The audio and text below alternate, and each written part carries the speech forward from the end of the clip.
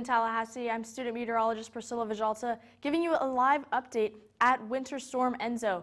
Right now we're taking a look at our live alerts where we do have a winter storm warning in place until about early tomorrow afternoon, as well as some extreme cold warnings where we are going to see wind chills even in the teens and as low as single digits. So definitely something to be aware of as we head into the next foreseeable future and next several hours. We also do have some cold weather advisories up to our north and areas in our south, but really the big story is these winter storm warnings.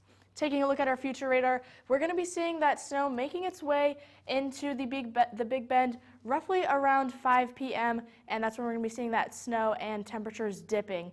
As we head into about 7 p.m., that's where we're going to be seeing a little bit more of that wintry mix and the difference between our snow and rain off to our south. However, as we head into Tuesday evening, we're going to be seeing a bit more snow and again our rain off to the south, but overnight into Wednesday, that's when we're going to be seeing these conditions clear out, leaving us with a nice sunny day, but frigid tomorrow afternoon. Snow to come. We have seen an increase in our snow totals. National Weather Service is currently forecasting about 2 to 3 inches, so our northern areas are going to be seeing those higher values. 2.13 inches in Tallahassee, roughly around 3.5 over in Bainbridge and Thomasville, but we've got some lower values, just under 1/4 of an inch in Perry.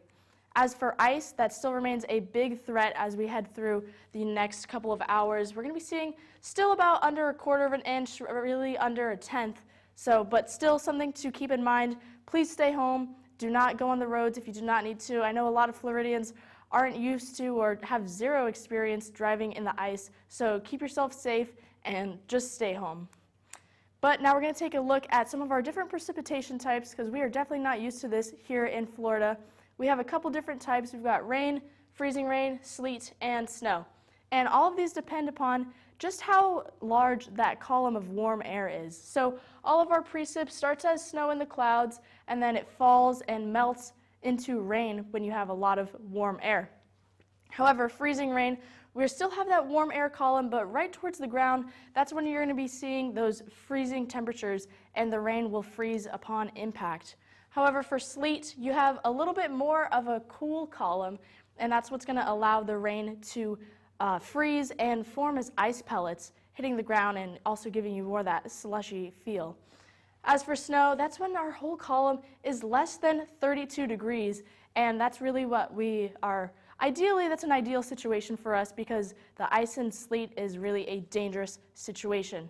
So something to look at is our potential for black ice. So if you do get caught outside, maybe you have to drive home from work, make sure to keep your steering wheel straight, do not brake, and take your foot off of the accelerator so that you can slow down.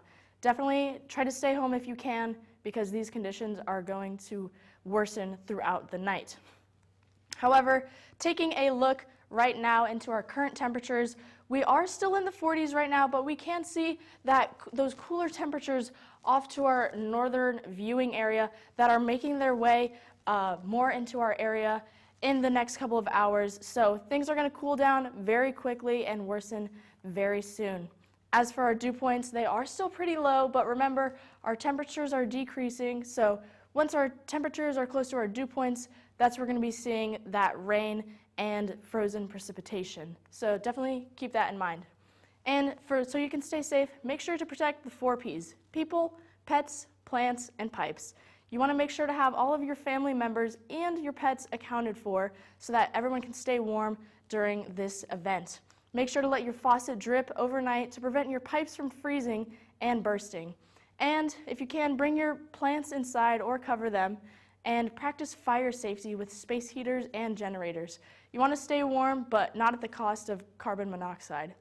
After the storm, something to be aware of that we're not really familiar with here in Florida, something I just learned about, snowpacks. So that is basically an accumulation of snow and ice on the ground due to those continuous freezing temperatures.